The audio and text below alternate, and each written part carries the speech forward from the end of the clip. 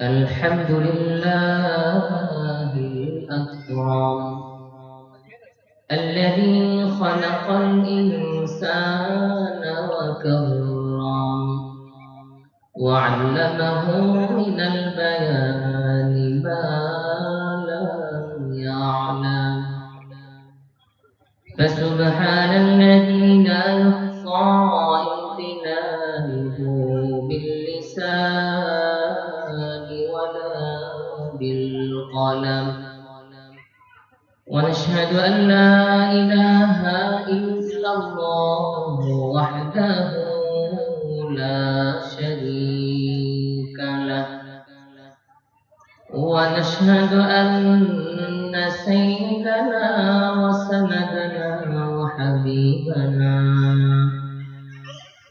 وحبيب ربنا وطبيبنا وطبيب قلوبنا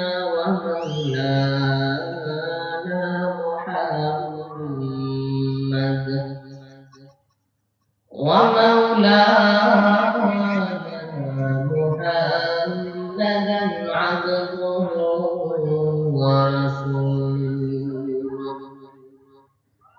صلى الله تعالى عليه وعلى آله وأصحابه وبارك وسلم تسليما كثيرا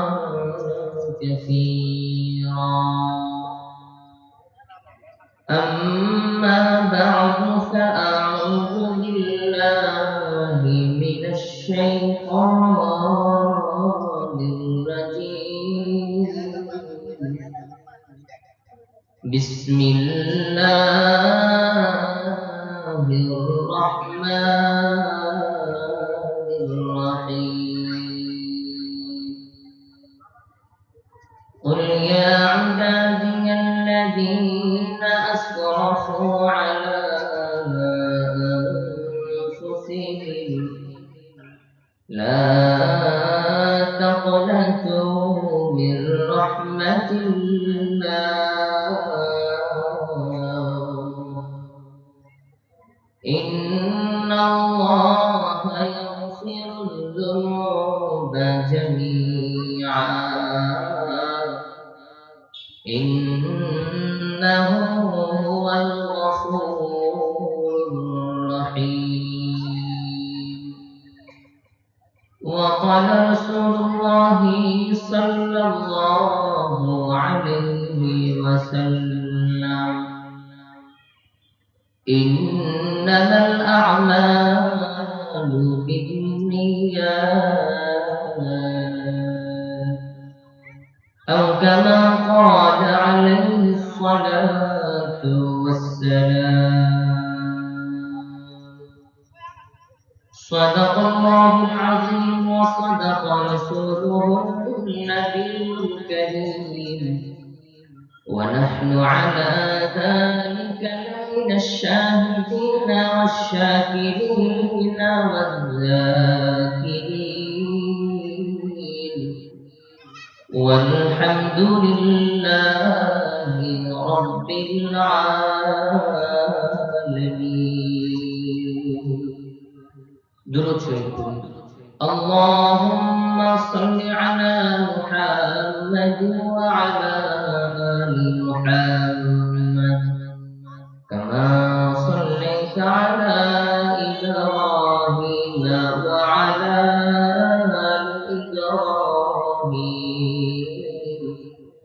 إنك حميد مجيد اللهم بارك على محمد وعلى آل محمد كما باركت على إبراهيم وعلى آل إبراهيم إنك حميد مجيد رب زدني علما رب زدني علما رب اشرح لي صدري ويسر لي أمري واحلل عقدة من لساني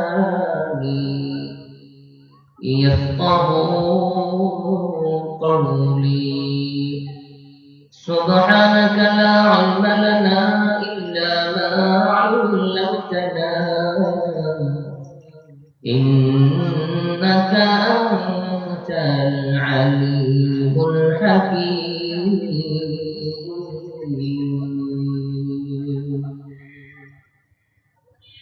सूरज ने दिया अपनी शुआओं को पैगाम सूरज ने दिया अपनी शुआओं को पैगाम दुनिया है अजब चीज कभी सुबह कभी शाम दुनिया है अजब चीज कभी सुबह कभी शाम मैं दूर हूँ मजबूर हूँ ऐ सैयद आलम मैं दूर हूँ मजबूर हूँ ऐ सैयद आलम दीदार दिखाते नहीं आवाज सुना दो दीदार दिखाते नहीं आवाज सुना दो मीम में महबूबा ये मतलब का इशारा मीम में महबूबा ये मतलब का इशारा फिर क्यों ना हो महबूब खुदा नाम मुहम्मद फिर क्यों ना हो महबूब खुदा नाम मुहम्मद আলহামদুলিল্লাহ সুতারপাড়া মাইকেল হুদা জামে মসজিদ যুব সমাজ ও এলাকাবাসীর উদ্যোগে আয়োজিত মাহফিলের সম্মানিত সভাপতি বিশেষ অতিথিবৃন্দ জাতির মাথার মুকুট ওয়ারাসাতুল আম্বিয়া হযরত উলামা ইকরাম দূর দূরান্ত থেকে আগত আল্লাহ তাআলার আশিকিন জাকিরিন মুহিব্বিন মুরব্বিয়ান ইকরাম কলিজার টুকরা যুবক বন্ধুগণ স্নেহের ছোট ভাই পর্দার অন্তরালের সম্মানিতা শ্রদ্ধেয়া আবেদা জাহিদা মা ও বোনেরা সর্বপ্রথম সেই মহান আল্লাহ তাআলার দরবারে লাখো কোটি শুকরিয়া আদায় করি যে মহান আল্লাহ তাআলা আমাদেরকে দয়া করে মায়া করে ভালোবেসে যাচাই বাছাই করে নির্বাচিত করে গুনাহ মাফের মজলিস রাসূলুল্লাহ সাল্লাল্লাহু আলাইহি ওয়াসাল্লামের ভাষায় দুনিয়ার মধ্যে জান্নাতের বাগানে আসার বসার এবং সাথে সাথে কিছু দ্বীনি মুযাকারা করার তৌফিক দান করলেন এই জন্য দয়াময় আল্লাহ তাআলার দরবারে লাখো কোটি শুকরিয়া আদায় করি আলহামদুলিল্লাহ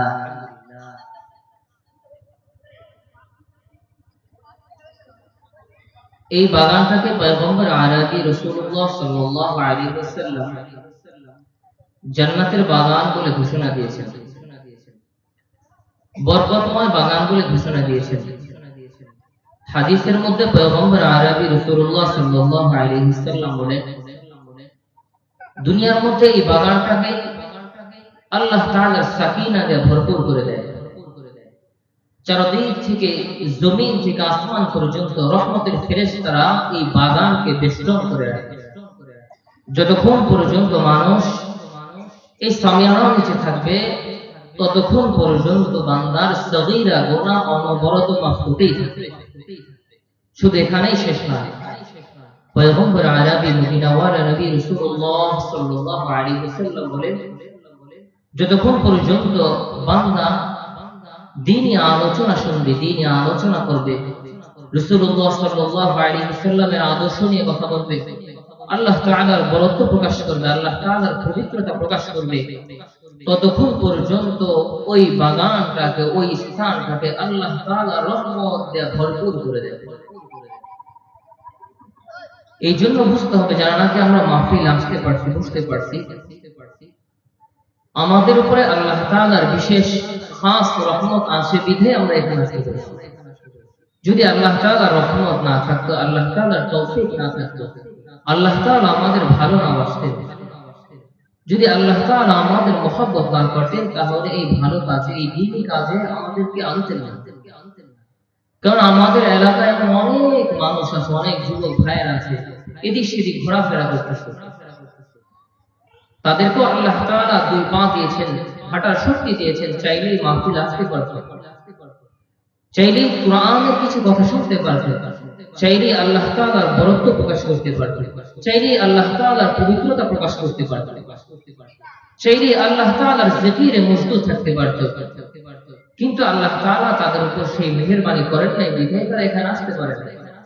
আর যারা আমরা এখানে আসতে পারছি, আমাদের উপর আল্লাহ তাআলার খাস মেহেরবানি আছে, এই জন্যই আমরা আসতে পারছি। দুনিয়ার নীতি হলো যে যাকে ভালোবাসে, যে যাকে মহব্বত করে, যে যাকে পছন্দ করে, সে তাকে কোনো ভালো কাজের দিকে আহ্বান করে, সে তাকে কোনো ভালো কাজের দিকে ডাকে, সে তাকে কোনো ভালো কাজের অন্তর্ভুক্ত করে দেয়। দুনিয়াবি যে লাভগুলো আছে, যদি আমার কাছে একটা ভালো চাকরি থাকে, যে চাকরির মধ্যে মোটা অঙ্কের বেতন দেওয়া হয়, সুযোগ সুবিধাও মাশাআল্লাহ ভালো, এই চাকরির জন্য আমি সর্বপ্রথম খুঁজবো যে নাকি আমার সবচেয়ে প্রিয়, যে নাকি আমার সবচেয়ে কাছের মানুষ। কেননা এর মধ্যে মোটা অঙ্কের বেতন আছে এবং সুযোগ সুবিধা ফ্যাসিলিটিও সুন্দর। এই জন্য আমি আমার কাছের মানুষকে এই চাকরির জন্য আহ্বান করবো, বা এই চাকরির জন্য তাকেই ডাকবো, তাকেই স্থানটা দিব। তো আল্লাহ তাআলা আমাদের মহব্বত করে, এই জন্যই ভালো কাজে আমাদের আসার বসা এবং কিছু দিনই আলোচনা শোনার তৌফিক দান করেছে। এখন আল্লাহ তাআলা যদি ভালোবাসেন, তাহলে ফলাফল কি হবে? আল্লাহ তাআলা যদি মহব্বত করেন, তাহলে ফলাফল কি হবে? ফলাফল একটাই হলো, যেই বান্দাকে আল্লাহ তাআলা মহব্বত করবে, যেই বান্দাকে আল্লাহ তাআলা ভালোবাসবে, লা খাউফুন আলাইহিম ওয়া লা হুম ইয়াহজানুন, ওই বান্দার না দুনিয়াতে কোনো টেনশন থাকবে না, ওই বান্দার আখিরাতে কোনো টেনশন থাকবে। যখন সূর্যটা মাথার উপরে থাকবে, সূর্যের তাপে গুনাহগারের মগজ টকবক টকবক করে ফুটতে থাকবে, মানুষগুলো ইয়া নাফসি বলতে থাকবে। শুধু সাধারণ মানুষ না, পয়গম্বর আলাবি রাসূলুল্লাহ সাল্লাল্লাহু আলাইহি ওয়াসাল্লাম ছাড়া সকল নবীরা ইয়া নাফসি করতে থাকবে। সেই মুসিবতের দিনে যদি আল্লাহ তাআলা আমাকে মহব্বত করে, যদি আল্লাহ তাআলার পছন্দের পাত্র হয়ে আমি দুনিয়া থেকে বিদায় নিতে পারি, আল্লাহ তাআলার ওয়াদা, পয়গম্বর আলাবি রাসূলুল্লাহ সাল্লাল্লাহু আলাইহি ওয়াসাল্লাম বলেন, আল্লাহ তাআলা ওই কিয়ামতের দিন, প্রচন্ড তাপের দিনে আল্লাহ তাআলা তার খাস বান্দাদেরকে আল্লাহ তাআলার আরশের মধ্যে ছায়া দিবেন। কোনো টেনশন থাকবে না, মানুষ যখন ইয়া নাফসি করতে থাকবে, আর আল্লাহ তাআলা তার প্রিয় বান্দাদেরকে, আল্লাহ তাআলা তার মহব্বতের বান্দাদেরকে আরশের নিচে ছায়া দিবে, যেখানে আল্লাহ তাআলার আরশের ছায়া ছাড়া আর কোনো ছায়াই থাকবে না। তা আল্লাহ তাআলার আরশের ছায়া পেতে হলে অবশ্যই আমাদের করণীয় এবং বর্জনীয় আছে। আল্লাহ তাআলার আরশের ছায়া পেতে হলে অবশ্যই আমাদের কিছু কাজ করা লাগবে। দুনিয়ার মধ্যে যেমন কোনো কাজ ছাড়া কেউ তার পুরস্কার বা কেউ তার মজুরি দেয় না, আখিরাতে আল্লাহ তাআলা কোনো কাজ ছাড়া বিনা পারিশ্রমিকে কিছু দিবেন না। হ্যাঁ, আল্লাহ তাআলার বরত্ব, আল্লাহ তাআলার মহত্ব আছে, যদি কাউকে সে চায় মাফ করে দিবে। এটা আল্লাহ তাআলার ব্যাপার, এটা আল্লাহ তাআলার শান, এটা আল্লাহ তাআলার অধিকার। আল্লাহ তাআলা বলেন সূরা ফাতিহার মধ্যে, আল্লাহ তাআলা কিয়ামতের দিবসের যে তিন মালিক এটা উল্লেখ করেছেন, আলহামদুলিল্লাহি রাব্বিল আলামিন, আর রহমানির রহিম, মালিকি ইয়াউমিদ্দিন। আল্লাহ তাআলা সূরা ফাতিহার মধ্যে বলেন মালিকি ইয়াউমিদ্দিন, এর আগে আল্লাহ বললেন আর রহমানির রহিম, বললেন আমি আল্লাহ তাআলা রহমান, আমি আল্লাহ তাআলা রহিম। যদি আমি আল্লাহ তাআলা রহমান না হতাম, যদি আমি আল্লাহ তাআলার সিফাতের নাম রহমান না থাকতো, দুনিয়ার মধ্যে একজন বেদিন, একজন কাফের বেঈমান গুনাহগারকে আমি একটু পানি পান করাইতাম না। কিয়ামতের জন্য আল্লাহ তাআলা রহিম সিফাতে আসবেন, রহিমের রূপ ধারণ করবেন, সেদিনকে আল্লাহ তাআলা বলবেন, আমি আজকের জন্য রহিম, সবার উপরে আমার দয়া হবে না, সবাই আমার দয়া পাবে না, আমার দয়া সবাই অন্তর্ভুক্ত হবে না। আমার দয়ায় মাত্র ওই সমস্ত মানুষগুলাই থাকবে যে মানুষগুলা দুনিয়ায় থাকা অবস্থায় আমি রবকে রব বলে স্বীকার করেছে, আমার দিনকে দিন বলে স্বীকার করেছে। আমি পয়গম্বর আরবি মদিনা ওয়ালা নবী রাসূলুল্লাহ সাল্লাল্লাহু আলাইহি ওয়াসাল্লামকে পাঠাইছিলাম, তাকে নবী বলে স্বীকার করছে এমন বান্দাদের জন্য আমি কিয়ামতের দিন রহিম, বান্দাদের জন্য না। আল্লাহ তাআলা বলেন মালিক ইয়াউমিদ্দিন, তবে বিচার দিবসের দিন আমি হব মালিক, আমি বিচারক রূপে আত্মপ্রকাশ করব না, আমি বিচারক হিসেবে আত্মপ্রকাশ করব না। কিয়ামতের দিন আমি আল্লাহ তাআলা মালিক হিসেবে, কিয়ামতের মালিক হিসেবে আত্মপ্রকাশ করব। আল্লাহ তাআলা বলেন মালিক হিসেবে আত্মপ্রকাশ করার মতো আমার হিকমত, আমার হিকমত হলো যে নাকি কোনো কিছুর মালিক হয় সে সেটাকে যে কোনো ভাবে ব্যবহার করতে পারে। দুনিয়ার মধ্যে আমি একটা বস্তুর মালিক, আমি একটা মোবাইলের মালিক, আমি একটা গাড়ির মালিক, আমি একটা বাড়ির মালিক, আমি একটা টুপির মালিক। যেহেতু আমি মালিক, আমি চাইলেই সেটাকে যে কাউকে দান করে দিতে পারি, যে কাউকে হাদিয়া দিয়ে দিতে পারি, কেউ আমাকে জিজ্ঞাসা করার মতো থাকবে না। চাইলেই আমি সেটা যে কাউকে দিয়ে দিতে পারি, চাইলে সেটাকে আমি নষ্ট করে ফেলতে পারি, চাইলে সেটাকে আমি বিক্রি করে দিতে পারি, আমাকে বলার কেউ থাকবে না, কেননা সেটার মালিক হলাম আমি। আল্লাহ তাআলা সূরা ফাতিহার মধ্যে মালিক ইয়াউমিদ্দিন বলে দিতে ইঙ্গিত করে, ও দুনিয়ার মানুষ, বিচার দিবসের মালিক আমি আল্লাহ তাআলা।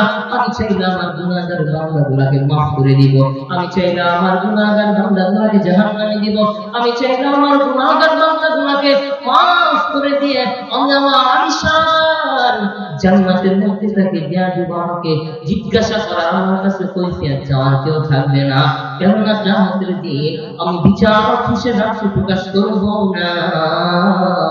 কিয়ামতের দিন আমার আত্মপ্রকাশ হবে বিচার দিবসের মালিক হিসাবে। কিয়ামতের দিন আল্লাহ মালিক হিসেবে আত্মপ্রকাশ করবে, চাইলেই যে কাউকে মাফ করে দিবে, তার কাছে সে কৈফিয়ত দেওয়ার মুখাপেক্ষী কিনা, তার কাছে কেউ কৈফিয়ত চাওয়ার জন্য যোগ্যতাও রাখে না, সাহসও রাখে না। এই জন্য দুনিয়া থেকে আমাকে এমন কিছু করে যেতে হবে যাতে করে কিয়ামতের দিন আল্লাহ তাআলার রহমতের দৃষ্টি, যাতে করে কিয়ামতের দিন আল্লাহ তাআলার মায়ার দৃষ্টিটা আমার উপরে পড়ে।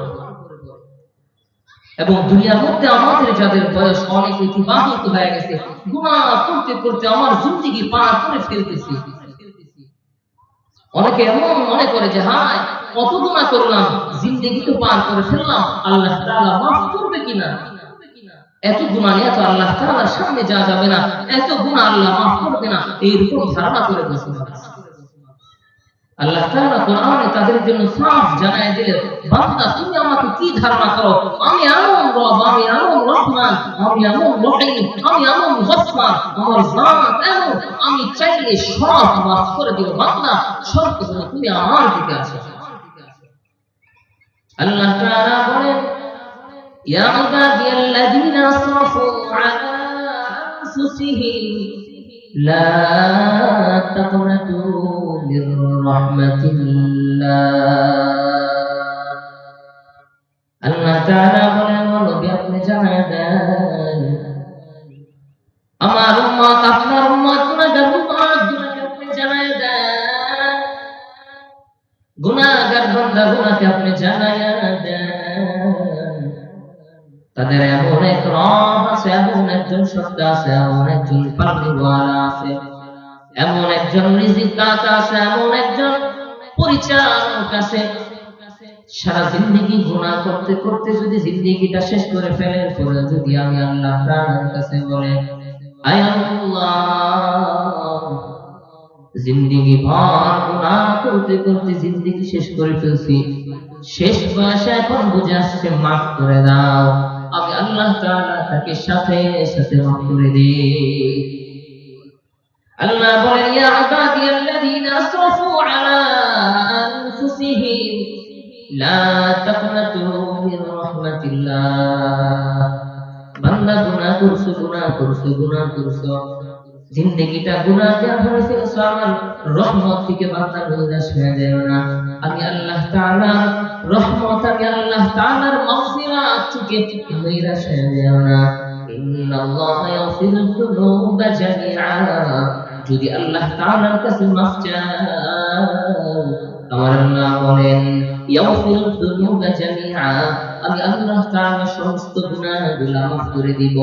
ইন্নাহু হুয়াল গফুরুর রাহিম, কেন আমি আল্লাহ তাআলা হলো গফুর, আমি আল্লাহ তাআলা হলো রহমান, আমি আল্লাহ তাআলা হলো রহিম। আল্লাহ তাআলা যে বান্দাদেরকে maaf করবেন, আল্লাহ তাআলা গফফার নামের বহির প্রকাশ আমরা দুনিয়ার মধ্যে দেখায় না, যাতে করে মানুষ বিশ্বাস না হারায় যে কিয়ামতের দিন আল্লাহ আমাদেরকে maaf করবে কিনা।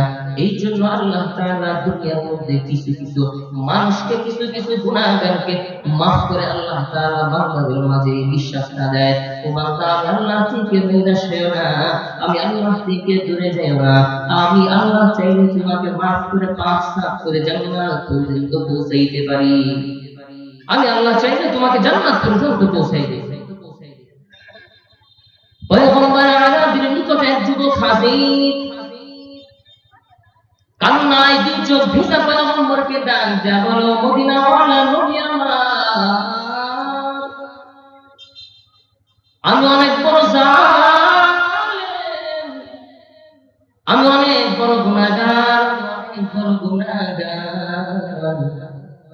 আমার গুনাহকে আমার রব মাফ করবে, আমার গুনাহকে আমার রব মাফ করে আমাকে জান্নাত পর্যন্ত পৌঁছাইবে। পয়গম্বর আরবী ডাক দেয়া বলে, যুবক তুমি কি গুনাহ করেছো আমাকে বলো। যুবক থরথর করে কাঁপে, অঝরে কান্না করে পয়গম্বরকে বলো, নবী, নবী আমার, আমি এত বড় গুনাহগার, আমার গুনাহ আল্লাহ তাআলা মাফ করবে না। পয়গম্বর ডাক দেয়া বলে, যুবক তোমার গুনাহ কি আল্লাহ তাআলা আসমান ও জমিনের চেয়ে বেশি বড় নাকি? যুবক ডাক দেয়া বলে, ইয়া রাসূলুল্লাহ, আমার যে গুনাহ এটা আল্লাহ তাআলা আসমান ও জমিনের চেয়ে বেশি মারাত্মক। পয়গম্বর আরবী বলেন, ও যুবক তোমার গুনাহের বিবরণ দাও। যুবক ডাক দেয়া বলে, পয়গম্বর আরবী, আমি হইলাম একজন পেশায় কাপড় চুরি করি, কাপড় চুরি করে আমার সংসার চালাই। আমি একজন পেশাদার কাপড় চোর। আমি কাপড় গুনাকে চুরি করে বাড়িতে এনে ধৌত করে সেগুলোকে বাজারজাত করে বাজারের মধ্যে বিক্রি করে দেই। পয়গম্বর বলে, যুবক তুমি যেভাবে তোমার গুনার কথা বলতেছো, ঠিক আছে, চুরি করা গুনাহ কিন্তু এত মারাত্মক গুনাহ তো না। যুবক ডাকতে বলো, পয়গম্বর এখন আমার কথা শেষ হয় নাই, শুধু কাপড় চুরি করি আমি ক্ষান্ত থাকি নাই। সব সময়ের মতো আমাদের গ্রামে একজন সুন্দরী নারী ইন্তেকাল করে গেল। নারীকে গোসল করানোর পর মানুষ কাফন পরাইল, কাফন পরাইয়া কবরে দাফন করে দিল। রাত্রি যখন হয়ে যায়, আমি রাতে হাতে পা করে কবরস্থানে চলে গেলাম। কবরস্থানে যাওয়ার পর কবরটাকে খনন করলাম। কবর খনন করিয়া আমি যুবকের উপর থেকে কাপড়টা টান দিলাম। কাপড় টান দেওয়ার পর তার শরীর যখন খালি হয়ে যায়, ও পয়গম্বর আমার দৃষ্টি তার শরীরের দিকে চলে যায়। শয়তান আমাকে প্ররোচনা দেয়া বসে, শয়তান আমাকে ধোঁকা দেয়া বসে, আমাকে শয়তানে ধোঁকা দেয়। বলো, যুবক এমন সুযোগ আর পাইবা না, দুনিয়া থাকতে সুযোগ পাও নাই, এত সুন্দরী নারী ভাবে হাতছাড়া করিও না। ও পয়গম্বর, আমি তার সাথে জিনায় লিপ্ত হয়ে যাই।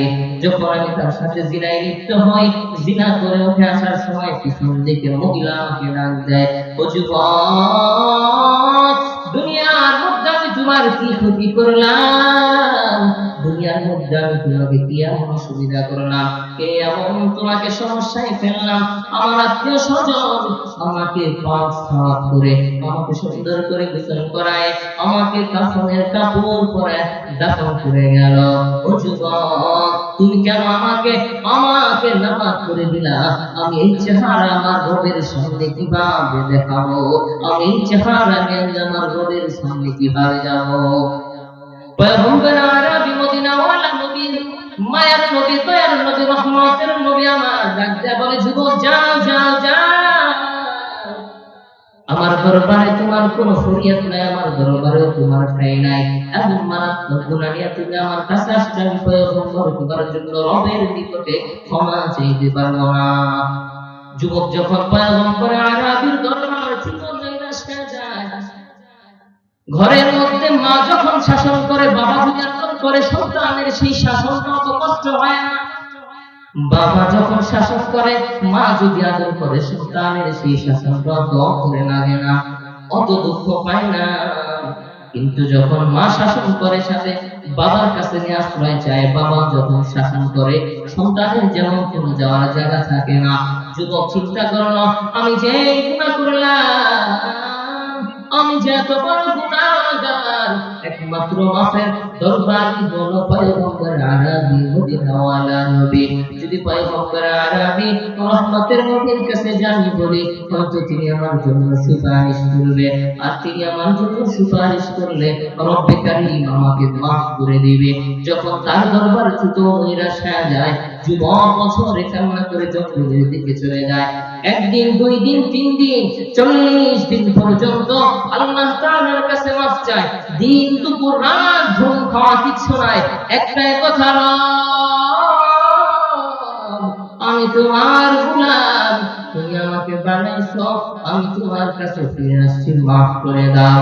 একদিন, দুই দিন, তিন দিন, 40 দিন পর্যন্ত যখন আল্লাহ তাআলার কাছে মাফ চাইলো, খাস তওবা করলো, খাস তওবা করার পর আল্লাহ তাআলা পয়গম্বর আরবির কাছে খবর পাঠাইলো, পয়গম্বর আরবি ওই যুবককে খবর দিলেন, ওই যুবক এমন তওবা করছে, এমন তওবা করছে, আমি তার জীবনের সমস্ত গুনাহগুলো মাফ করে দিয়া তার জিন্দেগিটাকে পাক সাফ করে দিলাম। আল্লাহ তাআলা তার রহমত, তার গফফার নামের বহির প্রকাশ করেন। মারাত্মক মারাত্মক গুনাহ করার পর যখন বান্দা আল্লাহ তাআলার কাছে ফিরে আসে, মারাত্মক মারাত্মক গুনাহ করার পর যখন বান্দা তার ভুল বুঝতে পারে, রবের দরবারে ফিরে আসে, তখন আল্লাহ তাআলা তাকে মাফ করে দেয়। তবে শর্ত হলো তওবা করতে হবে একেবারে ইখলাসের সাথে, ইতমিনানের সাথে। মুখ দিয়া বললাম আস্তাগফিরুল্লাহ আস্তাগফিরুল্লাহ, মসজিদ থেকে বের হয়ে আমি বিপদে লিপ্ত হলাম, প্রমাণ করলাম আস্তাগফিরুল্লাহ আস্তাগফিরুল্লাহ, এই তওবা আল্লাহ তাআলার কাছে 2 পয়সারও দাম নাই। তওবা কবুল হওয়ার জন্য শর্ত হলো ইতমিনান লাগবে, লজ্জিত হওয়া লাগবে। আর এই বলে আল্লাহ তাআলার কাছে ওয়াদা করতে হবে যে যেই গুনাহ আমার দ্বারা হয়ে গেছে, যেই গুনাহ আমি করছি, ওই গুনাহ জীবনে করব না। যদি এরকম ইতমিনান থাকে, আল্লাহ তাআলা বান্দাকে মাফ করে দিতে একটু দ্বিধাবোধ করে না। আল্লাহ তাআলা বান্দাকে মাফ করে দিতে একটু দেরি করে না। বান্দা ডাকের সাথে সাথে আল্লাহ তাআলা বলে, লাব্বাইক ইয়া আবদি, আমি তো তোর জন্যই বসেছিলাম, কখন তুই আমার দরবারে আসবি আর আমি তোকে মাফ করে দেব। আল্লাহ তাআলা বলেন, উদউনি আস্তাজিব লাকুম, বান্দা তুমি আমাকে ডাকো, আমি আল্লাহ তাআলা তোমার ডাকে সাড়া দিব। কখন ডাকবা, ডাকার কোন সময় নির্ধারণ আমার রব করেন নাই। দুনিয়ার মধ্যে যেমন অফিস আদালতের একটা নির্দিষ্ট সময় রয়েছে, এরপরে গেলে সেই গুনাহ পাবে না, এরপরে গেলে সেই কাজ করতে পারবে না। আমার রব বলে, না না না, দুনিয়ার এই নিয়মের সাথে রবের কোনো মিল নাই। দুনিয়ার মানুষের খানা পিনার দরকার আছে, আমি রবের খানা পিনা দরকার নাই। দুনিয়ার মানুষের নিদ্রার দরকার আছে, ঘুমের দরকার আছে, আমি রবের দরকার নাই। দুনিয়ার মানুষের কাজ করতে করতে একটা সময় ক্লান্ত হয়ে যায়, আমি রব ক্লান্ত হই না। আল্লাহ তাআলা বলেন, আল্লাহু লা ইলাহা ইল্লা হুয়াল হাইয়ুল কাইয়্যুম লা তাখুযুহু সিনাতুন ওয়ালা নাওম। আল্লাহ তাআলা বলেন, লা তাখুযুহু সিনাতুন ওয়ালা নাওম। ও দুনিয়ার মানুষ, আমি রবের সত্তা, আমি রবের ক্ষুদ্র দূরের কথা, আমি রবের তন্দা পর্যন্ত আসে না। আমি রব পুরো আসমান জমিনকে কন্ট্রোল করি। যদি আমি রব ঘুমায় যায়, আসমান জমিন ধ্বংস হয়ে যাবে। যদি আমি রবের তন্দা চলে আসে, আসমান জমিন শেষ হয়ে যাবে। লা তাখুযুহু সিনাতু ওয়ালা নাউম, আমি রবের কোনো ঘুমও নাই, আমি রবের কোনো তন্দ্রাও নাই। ও বান্দা তুমি মসজিদে বসে বলবা আমি আল্লাহ তাআলাকে ডাক দিবা, সেখান থেকে আমি তোমার ডাক শুনতে পাই। বান্দা তুমি ঘরে বসে আমি আল্লাহ তাআলাকে ডাক দাও, আমি আল্লাহ তাআলা সেখান থেকে তোমার ডাকের জবাব দেব। বান্দা তুমি মাঠে কাজ করো, কৃষি কাজ করতেছো, জবান দিয়ে আমি আল্লাহ তাআলাকে আল্লাহ বলে ডাক দাও, আমি সেখান থেকে তোমার জবানের, আমি সেখান থেকে তোমার জবান শুনতে পাই, তোমার ডাক শুনতে পাই। ও বান্দা তুমি যেখানেই থাকো না কেন, তুমি যদি গভীর রাত্রে আমাকে ডাক দাও আমি আল্লাহ আল্লাহ তাআলা বলিলাম ভাই, তুমি যদি দুপুর বেলা ডাক দাও আমি আল্লাহ বললাম ভাই, যদি তুমি রাত্রি বেলা ডাক দাও আমি আল্লাহ বললাম ভাই। অতএব শুনে রাখো বান্দা, আমি আল্লাহকে ডাকার কোনো সময় নাই, যখনই বলবা আমি আল্লাহকে ডাক দিবা, যখনই আমি আল্লাহকে আল্লাহ বলে ডাক দিবা, আমি মালিককে মালিক বলে ডাক দিবা, আমি আল্লাহ তাআলার সাথে সাথে তোমার ডাকের জবাব দেব। আল্লাহ তাআলা বান্দাকে কত সুন্দর করে ডাকে, ইয়া আইয়ুহাল ইনসান মা গাররাকা বিরাব্বিকাল কারীম। সন্তান যখন কোনো দোষ করে, সন্তান যখন কোনো খারাপ কাজ করে, পিতা মাতা ছোট সন্তানকে তুলে নেয়, উলে নিয়ে যেরকম বোঝায়, ও সন্তান তোমাকে এটা করতে নিষেধ করেছিলাম, কেন গেলে তুমি কিন্তু বিপদের মধ্যে পড়ে গেলা। ও সন্তান তোমাকে বাজারে যেতে নিষেধ করেছিলাম, কেন গেলা, না গেলে তুমি অ্যাক্সিডেন্ট হইতা না। ও সন্তান তোমাকে গাড়ি নিয়ে চলতে ফিরতে মানা করছিলাম, যদি গাড়ি নিয়ে চলাফেরা না করতা তাহলে তো তুমি এরকম বিপদের মুখে পড়তা না, অ্যাক্সিডেন্ট হতো না। সন্তানকে আদর করে মা তুলে নিয়ে বুঝায়, সন্তান আর এরকম করো না, আর এই কাজে যায় না। বাবা যেরকম তুলে করে সন্তানকে বুঝায়, সন্তান আমার বড় মহব্বতের তুমি মা, বড় সন্তান 10 মাস 10 দিন গর্ভে ধারণ করেছি, তুমি আমার কলিজার টুকরা সন্তান, আমার নারীরা সন্তান, এত বোঝানোর পর তুমি কেন গেলে এই জন্য তুমি বিপদের মধ্যে পড়লা। আল্লাহ তাআলা কেমন জানি বলে, ইয়া আইয়ুহাল ইনসান মা গাররাকা বিরাব্বিকাল কারীম।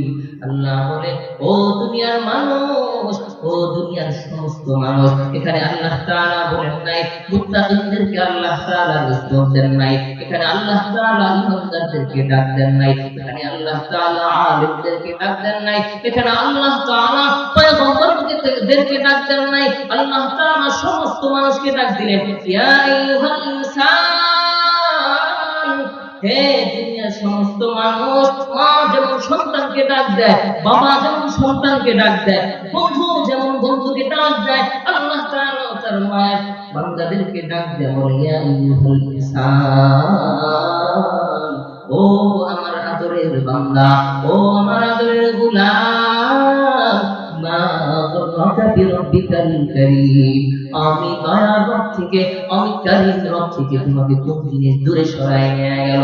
আমি কারীম রব থেকে কোন জিনিস তোমাকে, আমি কারীম রবকে ভুলে দিল? ও বান্দা একটা বার কি চিন্তা করবে না, তোমার শ্বাস প্রশ্বাস আমি আল্লাহ তাআলা ঠিক রাখছি, যদি 1 মিনিট 2 মিনিট 3 মিনিটের জন্য শ্বাস বন্ধ করে দিতাম, দুনিয়ার জিন্দেগি শেষ হয়ে মৃত্যুবরণ করা তোমার জন্য আবশ্যক হয়ে যাইত।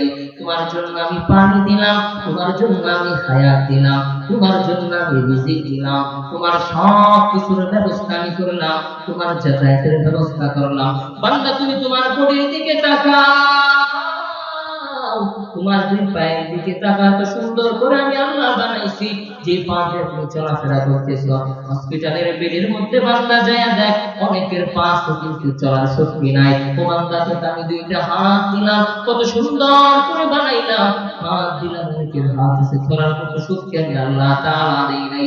ও বান্দা তোরে জবান দিলাম, অনেকের জবান আছে, কথা বলার শক্তি আমি আল্লাহ তাআলা দেই নাই। অনেকের চোখ আছে, কিন্তু আমি দেখার শক্তি আল্লাহ তাআলা দেই নাই। অনেকের কান আল্লাহ তাআলা দিছি, কিন্তু শ্রবণ করার মতো শক্তি আমি আল্লাহ তাআলা দেই নাই।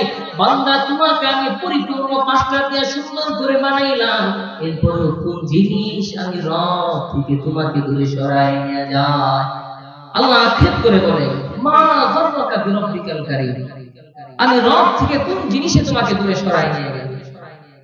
দুনিয়ার মধ্যে যখন কোন মানুষের উপরে ইহসান করে, কোন মানুষকে যদি টাকা দিয়ে উপকার করে, সাহায্য করে, জিন্দেগি ভর মানুষকে মনে রাখে, যদি জিজ্ঞেস করা হয় তুমি তাকে কেন মনে রাখলা, সে বলবে আমার অভাবের সময় এই ভাই আমাকে কিছু টাকা দিয়ে, এই ভাই আমাকে সাহায্য সহযোগিতা করেছিল, এই জন্য আমি তাকে মনে রাখলাম। আমি বলি হায় হায় বান্দা, তোমার কপাল কি করে যায়, বান্দা তোমার কপাল কি করে গেল, যেই রব তোমাকে মায়ের গর্ভ থেকে নিয়ে মৃত্যু পর্যন্ত চালাইলো, যে রব তোমাকে হাঁটা শিখাইলো, যেই রব তোমাকে কান্না করা শিখাইলো, যেই রব তোমাকে কথা বলা শিখাইলো, যেই রব তোমাকে খাবার খাওয়া শিখাইলো, যেই রব তোমাকে কথা বলা শিখাইলো, ওই রবকে মনে রাখলাম, ওই রবকে ভুলে যাইরা দুনিয়ার নাজ নিয়ামতের দিকে পড়িয়া, দুনিয়ার সব নাজ নিয়ামতের দিকে তাকাইয়া রবকে ভুলে গেলা।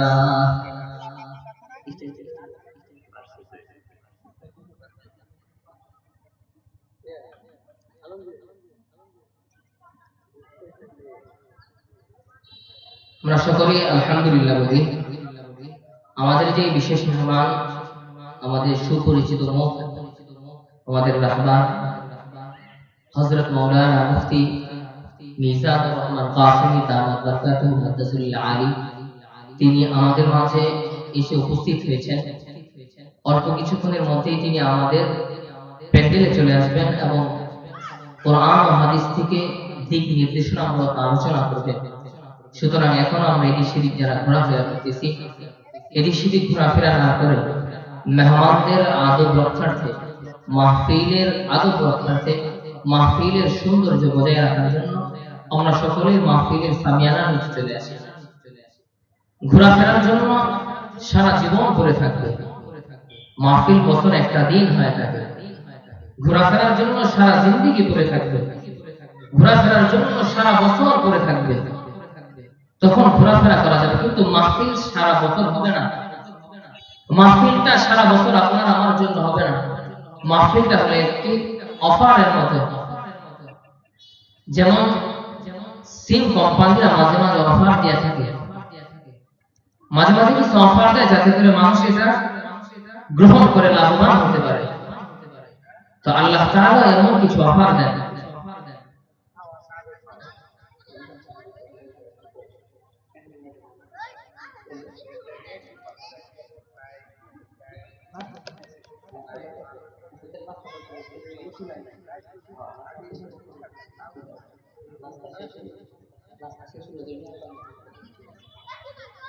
আলহামদুলিল্লাহ, আমাদের যে মাহফিলের আজকে প্রধান বক্তা হযরত মাওলানা মুফতি আব্দুল মান্নান উসমানী দামাত বরকাতুহু, তিনিও আমাদের মাঝে উপস্থিত হয়ে গেছেন। সকলেই বলে আলহামদুলিল্লাহ।